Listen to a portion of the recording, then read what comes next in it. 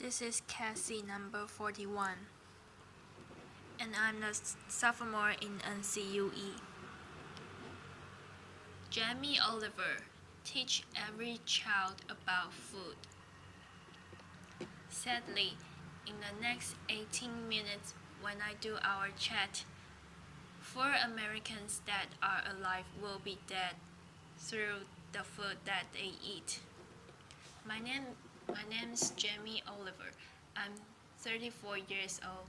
I'm from Essex in England, and for the last 7 years I've worked fairly tirelessly to save lives in my own way.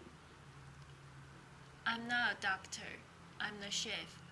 I don't have expensive equipment or medicine. I use information, education. I profoundly believe that the power of food has a primal place in our homes that binds us to the best bits of life. We have an awful reality right now. America, you are at the top of your game. This is one of the most unhealthy countries in the world. Can I please just see a raise of hands for how many of you have children in this room today? Put your hands up. You can continue to put your hands up. Aunties and uncles as well. Most of you, okay. We, the adults of the last 4 generations, have blessed our children with the destiny of a shorter lifespan than their own parents. Your child will live a life 10 years younger than you because of the landscape of food that we've built around them. 2/3 of this room today in America are statistically overweight or obese. You a lot. You're all right, but we'll get you eventually. Don't worry. Laughter. The statistics of bad health are clear, very clear. We spend our lives being paranoid about death, murder, homicide, you name it. It's on the front page of every paper. CNN, look at homicide. At the bottom, for God's sake, right? Laughter, applause. Every single one of these in the red is a diet-related disease. Any doctor, any specialist will tell you that. Fact, diet-related disease is the biggest killer in the United States right now. Here today, this is a global problem. It's a catastrophe. It's sweeping the world. England is right behind you as usual. Laughter. I know they were close, but not that close. We need a revolution. Mexico, Australia, Germany, India, China all have massive problems of obesity and bad health. Thinking about smoking. It costs way less than obesity now. Obesity costs you Americans 10% of your health care bills. $150 billion a year. In 10 years, it's set to double. $300 billion a year. Let's be honest, guys, you haven't got that cash. Laughter. I came here to start a food revolution that I so profoundly believe in. We need it. The time is now. We are in a tipping point moment. We've been doing this for 7 years. I've been trying in America for 7 years. Now is the time when it's ripe for the picking. I went to the eye of the storm. I went to West Virginia, the most unhealthy state in America. Or it was last year. We've got a new one this year, but we'll work on that next season. Laughter. Huntington, Virginia. Beautiful town. I wanted to put heart and soul and people, your public, around the statistics that we've become so used to. I want to introduce you to some of the people that I care about, your public, your children. I want to show the picture of my friend Brittany. She's 16 years old. She's got 6 years to live because of the food that she eaten. She's the third generation of Americans that hasn't grown up within the food environment where they've been taught to cook at home or in school, or her mom or her mom's mom. She has 6 years to live. She's eating her liver to death. Stacy, the Edwards family. This is a normal family, guys. Stacy does her best, but she's third generation as well. She was never taught to cook at home or at school. The family's obese. Justin here, 12 years old. He's 350 pounds. He gets bullied, for God's sake. The daughter there, Katie, she's 4 years old. She's obese before she even gets to primary school. Marisa, she's alright. She's one of your lot.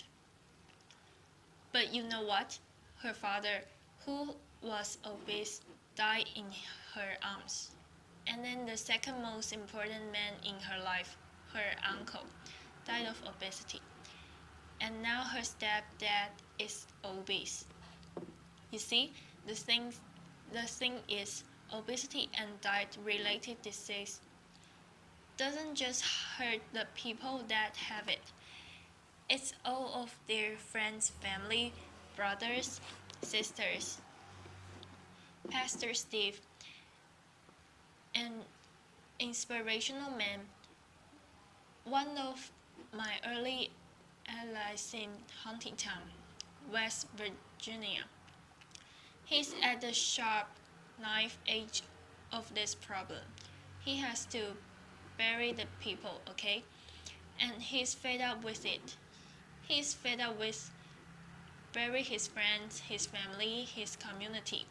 Come winter, 3 times as many people die. He's sick of it. This is preventable disease, waste of time, waste of life. By the way, this is what they got buried in. We're not geared up to do this. Can't even get them out the door. And I'm being serious. Can't even get them there. Forklift. Okay, I see it as a triangle, okay? This is our landscape of food. I need you to understand it. You've probably heard all this before. Over the last 30 years, what's happened that raped the heart out of this country? Let's be frank and honest. Well, modern day life. Let's start with the main street. Fast food has taken over the whole country. We know that. The big brands are some of the most important powers, powerful powers in this country. Science. Supermarkets as well. Big companies, big companies. 30 years ago, most of the food was largely local and largely fresh. Now it's largely processed and full of all sorts of additives, extra ingredients, and you know the rest of the story. Portion size is obviously a massive problem. Labeling is a massive problem. The labeling in this country is a disgrace. The industry wants to self-police themselves. What in this kind of climate? They don't deserve it. How can you say something is low fat when it's full of so much sugar? Home. The biggest problem with the home is that used to be the heart of passing on food culture. What made our society? That is not happening anymore. And as we go to work and as life changes, and as life always evolves, we kind of have to look at it holistically, step back for a moment, and readjust the balance. It hasn't happened for 30 years, okay? I want to show you a situation that is very normal right now. The Edwards family. Video. Jamie Oliver. Let's have a talk. This stuff goes through you and your family body every week, and I need you to know that this is going to kill your children early. How are you feeling? Stacy. Just feeling really sad and depressed right now. But I want my kids to succeed in life. And this isn't going to get them there, but I'm killing them. J.O. Yes, you are. But we can stop that. No more. Let's get on schools. Something that I'm fairly much a specialist in. Okay, school. What is school? Who invented it? What's the purpose of school? School was always invented to arm us with the tools to make us creative, do wonderful things, make us earn a living, etc., etc. It's been kind of in this sort of tie box for a long, long time, okay? But we haven't really involved it to deal with the health catastrophes of America, okay? School food is something that most kids, 31 million a day, actually, have twice a day more than often, breakfast and lunch. 180 days of a year. So you could say that school food is quite important, really, judging the circumstance. Laughter. Before I crack into my rant, which I'm sure you are waiting for, laughter, I need to say one thing, and it's so important. In hopefully the magic that happens and unfolds in the next 3 months, the lunch ladies, the lunch cooks of America. I offer myself as their ambassador.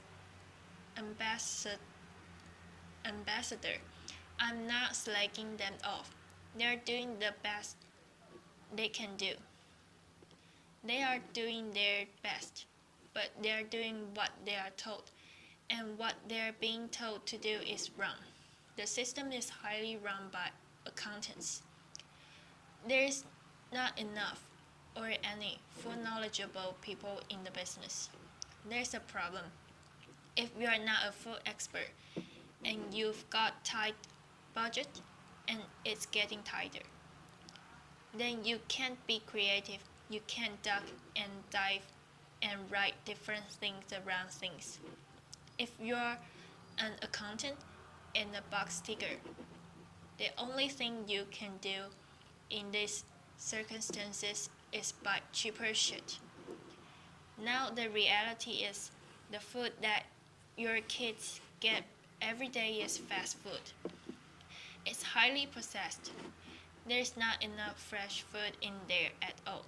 The amount of additives, numbers, ingredients you wouldn't believe. There's not enough veggies at all. French fries are considered a vegetable. Pizza for breakfast. They don't even get crockeries. Knives and forks, no, they are too dangerous. They have scissors in the classroom, but knives and forks, no. And the way I look at it is, if you don't have knives and forks in your school, You are purely endorsing from a state level fast food because it's handheld. And yes, by the way, it is fast food.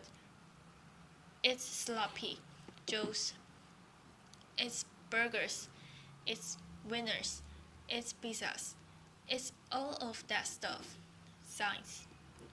10% of what we spend on healthcare, as I said earlier, is on obesity, and it's going to double.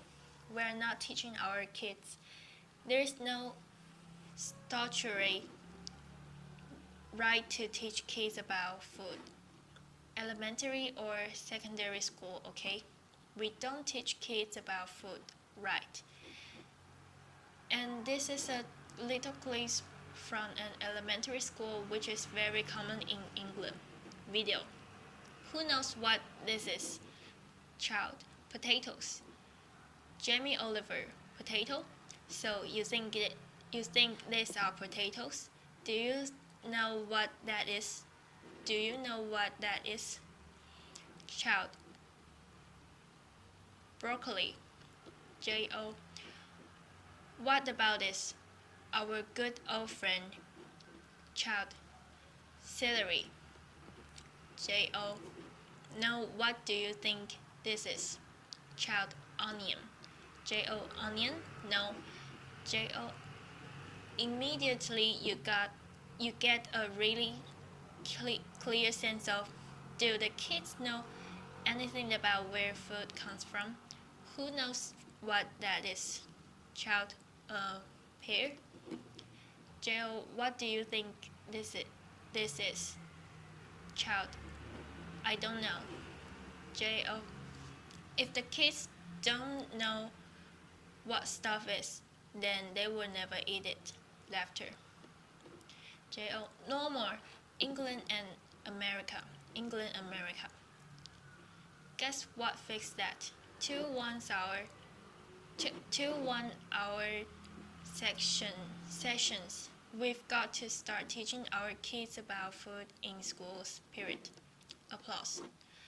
I want to tell you about something that kinds of epitomize the trouble that we're in, guys, okay? I want to talk about something so basic as milk. Every kid has the right to milk at school. Your kids will be having milk at school, breakfast and lunch, right? They'll be having 2 bottles, okay? And most kids do, but milk ain't good enough anymore. Don't get me wrong, I support milk, but someone at the milk board probably paid off a lot of money for some geezer to work out that if you put lots of flavoring, coloring, and sugar in milk, more kids will drink it. Yeah. Obviously, now that's going to catch on. The Apple board is going to work out that if they make toffee apples, they'll eat more as well. Do you know what I mean? For me, there isn't any need to flavor the milk, okay? There's sugar in everything. I know the ins and outs of those ingredients. It's in everything. Even the milk hasn't escaped the kind of modern day problems. There's our milk. There's our cotton. In that is nearly as much sugar as one of your favorite cans of fizzy pop. And they're having 2 a day. So let me just show you. We've got one kid here having 8 tablespoons of sugar a day. There's your week, there's your month, and I've taken the liberty of putting in just the 5 years of elementary school sugar, just from milk. Now, I don't know about you guys, but judging the circumstances right now. Right. Any judge in the whole world would look at the statistics and the evidence, and they will find any government of all guilty and all, all guilty of child abuse. That's my belief. Applause, applause ends. Now, if I came up here and I wish I could come up here today and hand a cure for AIDS or cancer, you'd be fighting and scrambling to get to me. All this bad news is preventable. That's the good news. It's very, very preventable. So let's just think about. We got a problem here. We need to reboot. Okay, so in my world, what do we need to do? Here is the thing, right? It cannot just come from one source to reboot and make real tangible change. Real change so that I could look good. I could look you in the white of the eyes and say, in 10 years' time, the history of your children's lives, happiness, and that's not forget. You are clever if you eat well. You know you are going to live longer. All of that stuff, it will look different, okay? So, supermarket, where else do you shop so religiously, week in, week out? How much money do you spend in your life in the supermarket? Love them, they just sell us what we want. Alright, we owe us to put a food ambassador in every major supermarket. They need to help us shop. They need to show us how to cook quick, tasty, seasonal meals for people that are busy. This is not expensive. It is done in some, and it needs to be done across the board in America soon and quick. The big brands, the food brands, need to put food education at the heart of their businesses. I know easier said than done. It's the future. It's the only way. Fast food with the fast food industry, it's very competitive. I've had loads of secret papers and dealing with fast food restaurants. I know how they do it. I mean, basically, they've weaned us onto these heaps of sugar, salt, and fat, and X, Y, and Z. And everyone loves them, right? So these guys are going to be part of the solution. But we need to get the government to work with all of the fast food purveyors in the restaurant industry. And over a 5, 6, 7 years period, wean of us of the extreme amount of fat, sugar, and all the other non-food ingredients. Now, also back to the sort of big brands. Labeling, I said earlier, is an absolutely farce and has got to be sorted. Okay, school. Obviously, in schools, we owe it to them to make sure those 180 days of the year, from that little precious age of 4 until 18, 20, 24, whatever, they need to be cooked proper. Fresh food from local growers on site, okay? There needs to be a new standard of fresh, proper food for your children. Yeah. Applause. Under the circumstances, it's profoundly important that every single American child leaves school knowing how to cook 10 recipes that will save their life skills. Applause. That means that they can be students, young parents, and be able to sort of duck and dive around the basics of cooking, no matter what recession hits them next time. If you can cook, recession money doesn't matter. If you can cook, time doesn't matter. The workplace, we haven't really talked about it. It's now time for corporate corporate responsibility to really look at what they feed or make available to their staff. The staff are the moms and dads of America's children. Marisa, her father died in her hand. I think she'd be quite happy if corporate America could start feeding their staff properly. Definitely, they shouldn't be left out. Let's go back to the home.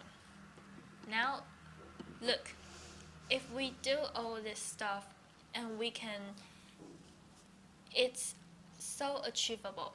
You can care and be commercial, absolutely. But the home needs to start passing on cooking again, for sure. For sure, pass it